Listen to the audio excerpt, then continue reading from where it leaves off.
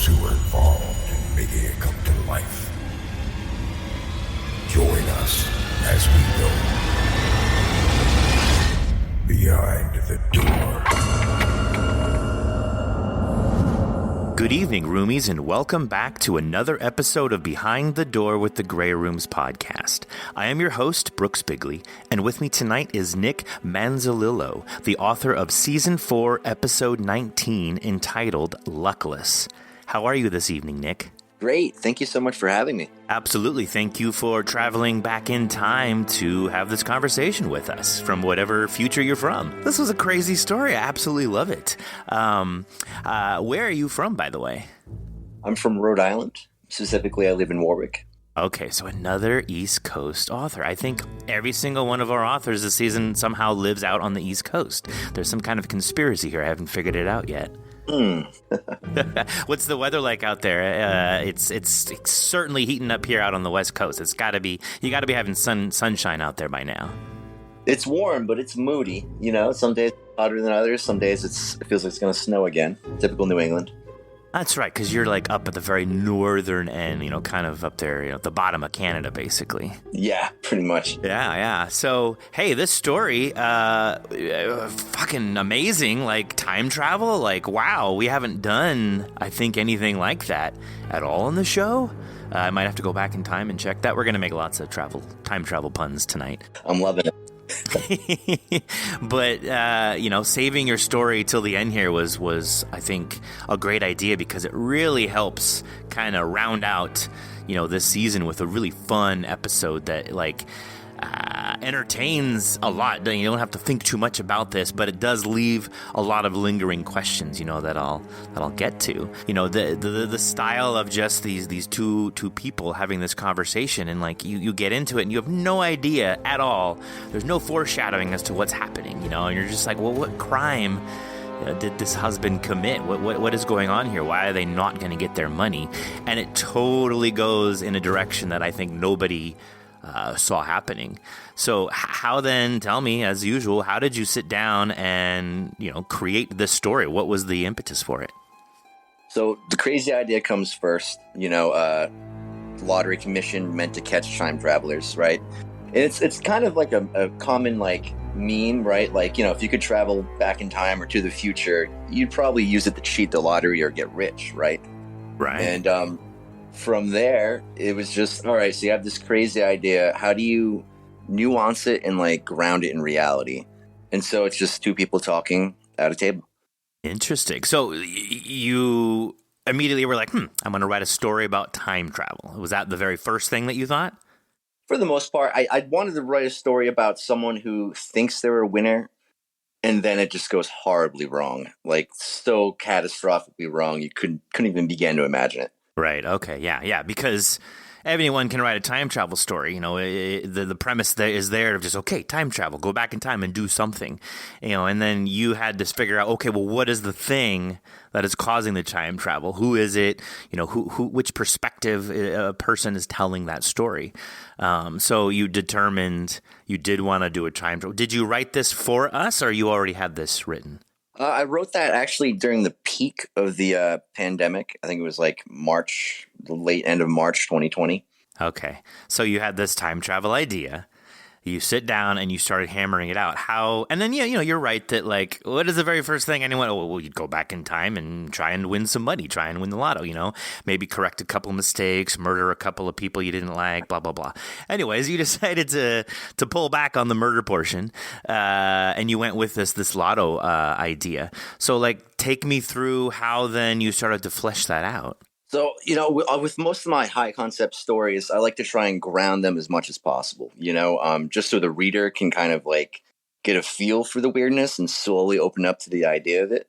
So it starts off, just with interrogation in the lottery room. Something's wrong. You're thinking fraud. You're thinking some type of massive conspiracy possibly. But time travel is probably the furthest thing from your imagination. And then I kind of tried to make it more personable to the main narrator and how it was her husband and how her whole life was basically a lie. And as it starts to get weirder and weirder, the time travel idea starts to present itself. So it's not a complete out of left field. Still is a little bit. Not a complete out of left field reveal. Yeah, you unraveled it, I think, perfectly because you introduced, little nuances here and there. This man questioning her in a strange manner and her absolutely thinking, well, this is just the state commission. This is just some lotto dude that is questioning the method as to how we won here, and then questioning her relationship. And, you're thinking, well, what does that have to do with anything? So then it does make it seem like, oh, this is some kind of crime caper that like this is really the detective who's just trying to piece together, the situation. I love absolutely, how you came up with that, and you gave just a couple of bits of information at a time, leading us, with the carrot down that road towards, the ultimate conclusion of the story here. How did you kind of determine, the relationship between, like you had a body of characters, and how did you determine that this should be a man? Because he, again, it's about him coming back in time and illegally winning the lottery. But then you also worked in the relationship between her and him. Did you do that just to keep it going, or was there, like, what theme were you trying to go with there? So, I started off just wanting to tell a time travel story and making it a practice and constraint and, like, not trying to reveal too much and trying to, like, train myself as a writer for that. And then it became almost a musing on like faithfulness in a relationship, how well you know your partners, and it kind of evolved into this commentary and all of that. Yeah. There's a lot of implications, I thought, about the theme of trust, and like she really thought she had this perfect guy here, and how much of it was that he was in love with her and it was the right kind of person for the relationship with her versus what this lotto man was saying. And he could have just been saying anything because, he just needed to fix the time continuum. But saying, well, he doesn't really love you. And he basically calculated all of these different moves, which to me is also like, well, how the hell then can you like keep your composure for 11 years trying to connect all these dots just so at the very end of it all you could win the lotto? It seems like a plot from like a 90s sci-fi movie. This was such a fun, I think, story to go through that you didn't need to understand any kind of science. It very much was just caught up in the drama of the reveal. This is very suspenseful. It dawning on her what the actual truth was, and then whether or not we even saw the husband in the end, which we got to see him, she passes by him and he's like, oh, I'm so sorry, blah, blah, blah. It didn't matter whether he felt bad or not, because it was, I guess ultimately the story wasn't about him. It was about her. It was about our narrator and just having her life completely ripped out from under her, basically. Was there anything personal to you that kind of brought this out of you to write it this way, subconsciously? Subconsciously, and because it was the pandemic, like, things are pretty dark in March 2020. I think it was more so like just that negative atmosphere of let's take the luckiest thing you can imagine, winning the lottery, and completely flip it on its head and make it the worst day, not just like the worst day of your life, but the end of your life as you know it. Yeah, it's funny how the pandemic really caused lots of people to think differently, just about things in general that has leaked out into our writings. I've always thought, I remember like right when the pandemic started, and you see memes about this, but like, sure enough, in a year or two, you're going to see all these kinds of stories coming out because of the actual psychological pressure that was put on everyone because of the pandemic. So it's I guess it's good to hear, that you used it positively to kind of get you, moving forward with some new writing and stuff. I was fortunate to not experience a slowdown writing, unlike a lot of my fellow writers. But I did notice that a lot of my characters didn't have the happiest of endings during most of the pandemic. Well, of course. I mean, we can't have all, rose-colored glasses on through all of this. I have some questions now also about just the story itself. Like, you can immediately shut me up if you want, but you're the author, and so I thought I'd plug them anyways. With the ending, right? The reveal of like there's this like spider-like machine, and they're firing it up, and the lotto man. We'll just keep calling him that. I know he wasn't an actual lotto man, but the lotto man like telling her that he was going to send her back in time to fix everything, send her consciousness back in time, which is akin to, I guess, how the husband came back in time himself, was some type of like conscious transference, not physically showing up in space, but his conscious coming back. At least that's what it sounds like. So did that really happen though? Because it seems like he just shot her and killed her and disposed of the body, and basically was admitting, I needed to clean up the timeline, basically. So it's kind of like, you can go either way, right? If he was just going to kill her, why didn't he just shoot her in the back of the head or something brutal like that? It's more so, if her mind went back in time, there's still a body in the present. The present just doesn't collapse. And so I'd like to think that, and I'm not necessarily sure if this actually happened or not. I mean, it's out of my control at this point towards the end of the story. I like to think that her consciousness went back to that moment, like the timeline was restored without that man infiltrating her whole life. But at the same time, there's a dead body in the present because she can't be allowed to continue living because she's basically an anomaly and a disruption to the current timeline. Right. Yes. And that's what I, inferred from the story as well, that, if indeed it worked and her consciousness went back in time, it does leave that shell, that husk of a body, behind with nothing in it. So that is basically the death of the body, per se. Not really the death of the soul. And I talked about this with a team too, like, hey, does this story kind of go against the Grey Rooms? Because the idea is that, like, the character dies and then, the souls are being collected for, our main characters throughout the narrative. But if this was just the body died and the consciousness went back, then her soul is still intact. So, but yeah. So then what about his name was Paul, right? Yeah, the husband's name was Paul. Mm-hmm. If he came from the future, clearly there would be his body somewhere doing something. But then, whose body did his consciousness land in? So like it opens up, and you don't have to answer this. We're just talking, rhetoric here. Whose body did his consciousness land in? Like, does this mean that people going back in time, could you be minding your own business at shopping at the grocery store, and then suddenly someone else's consciousness lands in your body from the future, and now you're deleted, you're gone? Like, how does that work? I loved that ambiguousness that was left open, because I was like, oh my God, I have like 5 different questions now about his story. Did you think about any of that at all as you were writing it? Yes, I really originally, when you think of time travel, I came up with a lot of like different machines and concepts, but through the nature of the story, it would never be explained by the Lotto Man just how the time travel worked. It wouldn't benefit him. Maybe he wasn't privy to this information, and the main narrator, she wouldn't really understand it either, because she's supposed to be just a normal person with no concept of that kind of stuff. So I kind of left all of that out. I played around with some ideas. I took some notes on it, but I didn't reveal it And so basically, I would say that there's more than one method through time, and that the husband's physical body came from the future and he managed to infiltrate the past. But at the same time, the way the woman's consciousness is kind of transported back, like her soul, as you said, kind of just reset.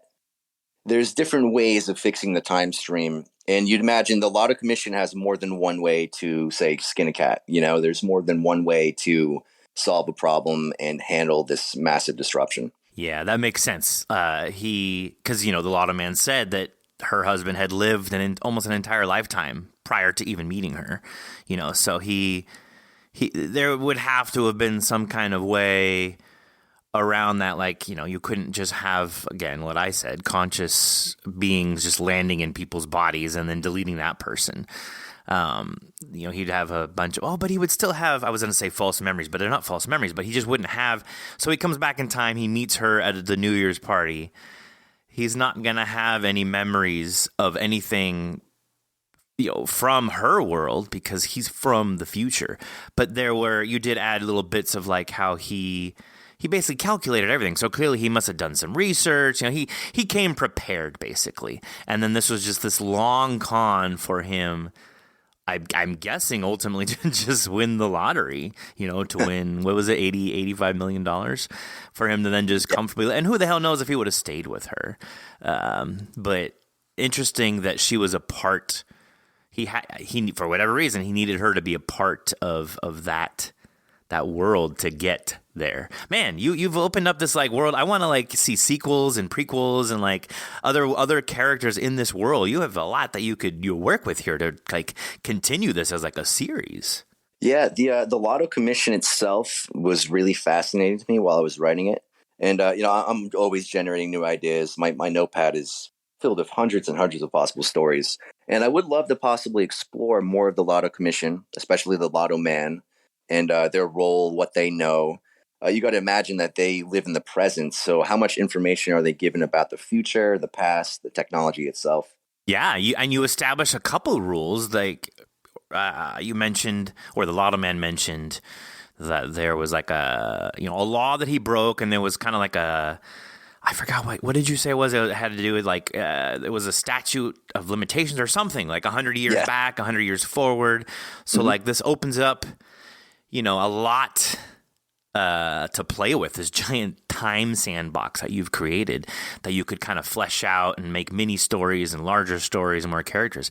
So I mean, I would be absolutely interested in hearing and reading, do more with this, turn it into some kind of series. Yeah, there's a lot of possibility with it. And I have actually written something similar to it that I'm currently still in the editing stages of. It's about like 30-page story. But it deals with entirely different concepts in the same kind of universe. Excellent. Okay. Now tell me about your writings. Like, is this the first time that you've had a story turn into a podcast, or have you done this kind of stuff before? I'm fortunate enough that this is the second time I've had a story published as a podcast. This was more so one of my more favorite stories that got turned into published. Okay. What was your other story?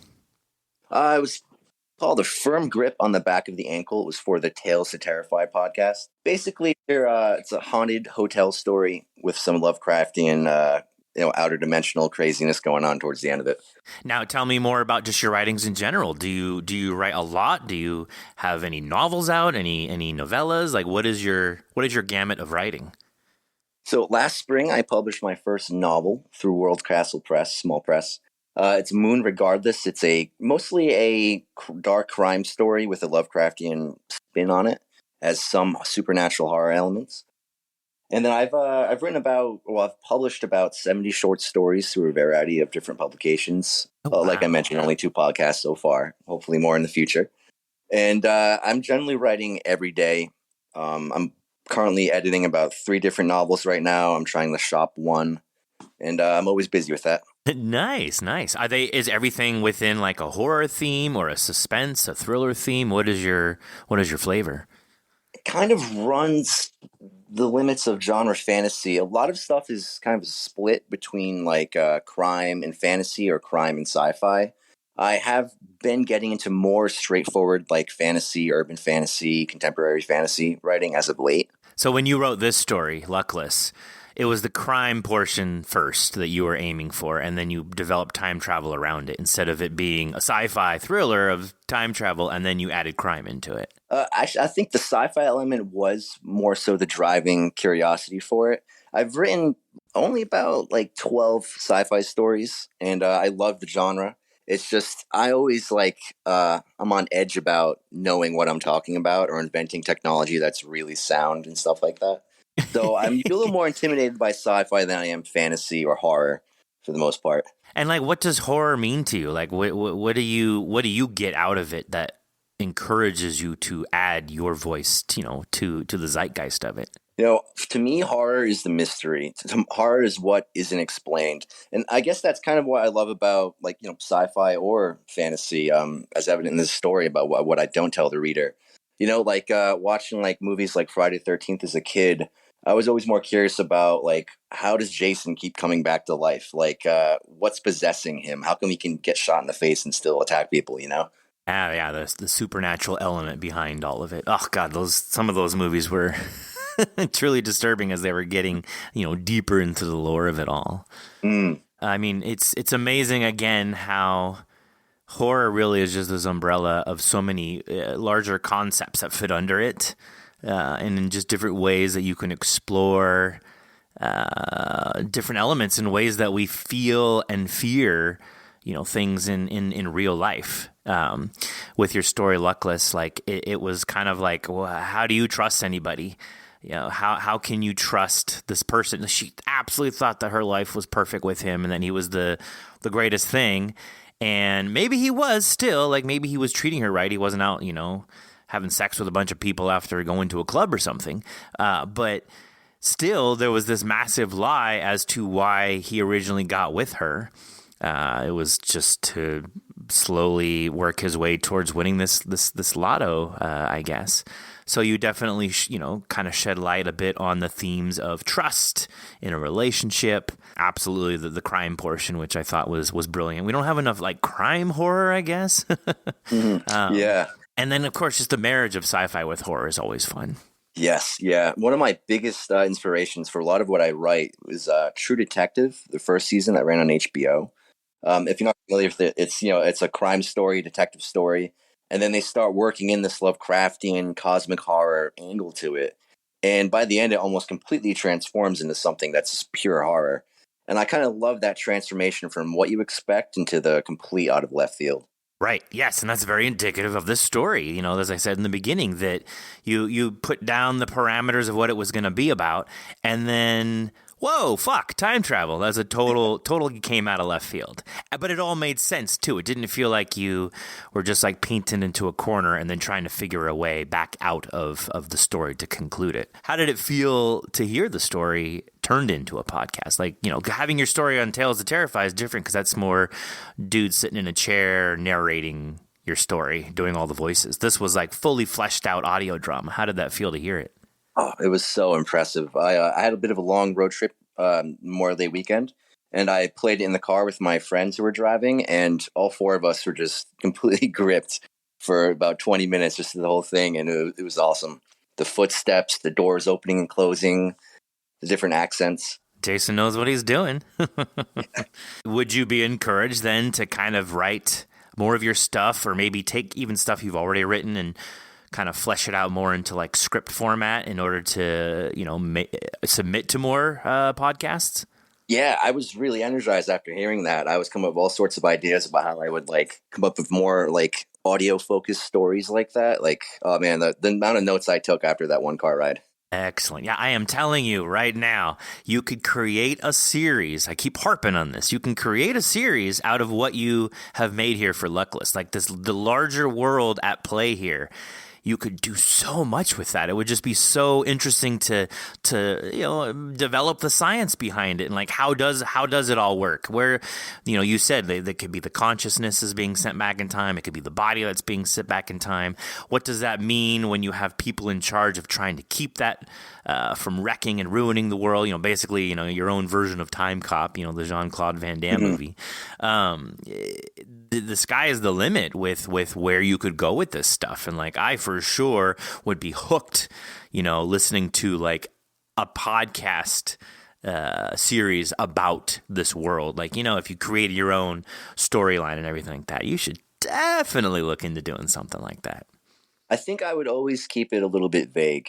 For me personally, I love it when there's still a lot more that your imagination can fill in. Like just hearing the way you're thinking about this, it's like I think I'd go for more personable stories, more character focused stories, but at the same time play with more of the time travel, more of the technology, more of the crazy world behind the curtain. Right, and that's what I meant. Like, I didn't mean like make a story where you explain to us how it works. I meant more like the implications. So, you could have a story where it's about this person also realizing that the person that they're with is not who they should be or seem to be because of something about their consciousness shifting or changing.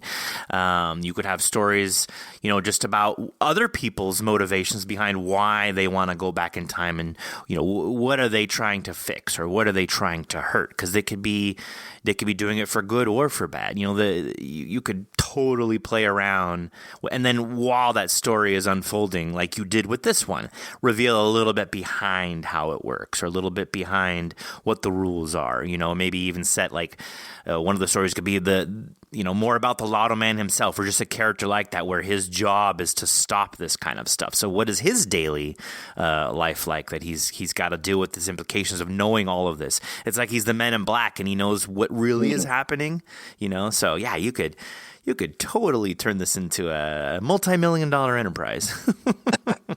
There's a lot to play with. I'm dangerously like over-inspired where if you tell me the slightest idea, I'll spin it off into like a 5,000 word story. So it's already probably going to happen. That's awesome. So that's and that's why you just said you have like 70 something stories that you've already written that are published. I have a lot more waiting. Yeah. So not even just written, but like chilling on your computer. You actually have them out there in the world. Hey, good on you. Now, what are you working on currently? If you don't mind me asking, if you can reveal anything. Yeah, I'm trying to focus and just, I really want to workshop and, pitch to agents this New England urban fantasy novel with mermaids, sea monsters, you name it. And I'm really trying to just get that ready for agents, get my query letters, get my synopsis ready, and just pitch that and not do a million things at once, which I've been doing my whole career. Spreading yourself a little bit thin there. Yeah. Yeah, but now that I have to write this time travel universe, I might, be a little distracted for the next few months. Yeah, I'm glad to light a fire under your ass. Excellent. Go for it. So do you write full time or do you have like a day job and you kind of do this as a hobby around it all? I do have a day job. I actually just went from freelancing, content writing and blog writing freelancing to working for a company called Butterfly MX, which is in the real estate industry. The work is, for lack of a better term, and they encourage me to use it, boring, which is great for my creative writing at night. You've got to have kind of a stale daytime in order to kind of jumpstart, that creativity, at nighttime. Yeah. It's all about the routine. Exactly. Well, hey, as we draw to a close here, can you tell us places where we can find those 70 stories that you've got written or where you're working on stuff, how you're releasing things and books, whatnot? So most links to my stories can be found on nickmanzolillo.com. Quite a few of them are free. A few are in like paid anthologies through Amazon. And my debut novel can be found on my website as well and through my Amazon author page, Nick Manzolillo. Nice. Excellent. So you've got a lot, you got a lot of pokers in the fire right now, basically. Yeah. I'm just trying to focus and find an agent. So if you are an agent interested in mermaids and urban fantasy and stories inspired by Stranger Things, hopefully I have something for you. Oh, man, isn't it crazy how Stranger Things has taken off with just getting into our nostalgia? That's it right there. If you can write stories that dips into people's nostalgia, you're just guaranteed to have a surefire hit on your hands. Yeah, and, I noticed there's a severe lack of oceanic everything. How much vampire media is there compared to mermaids and vice versa, you know what I mean? Yeah, the ratio is unfair towards the vampires. Yeah, very much so. But are we talking about killer mermaids, or are we talking just about like the mythology of mermaids themselves? The mythology itself, if there are killer mermaids, then there are mermaids that just help people who are drowning. It's really diving into the whole mythology of oceanic creatures in general too. That's amazing. That's awesome. And you have some bodies of work that already touch on this, or is this stuff that you're currently working on?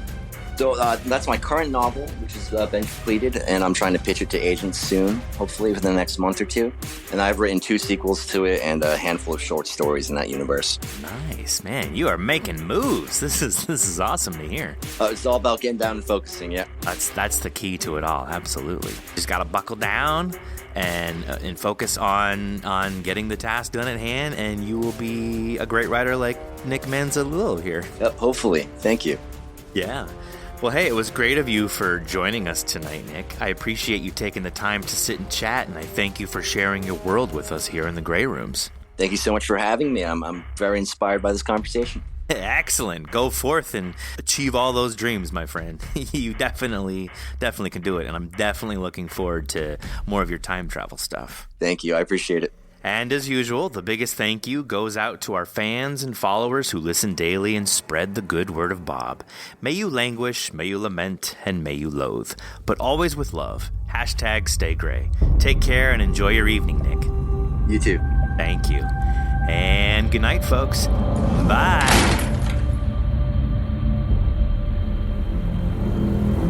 Join us each week after every episode for another edition of Behind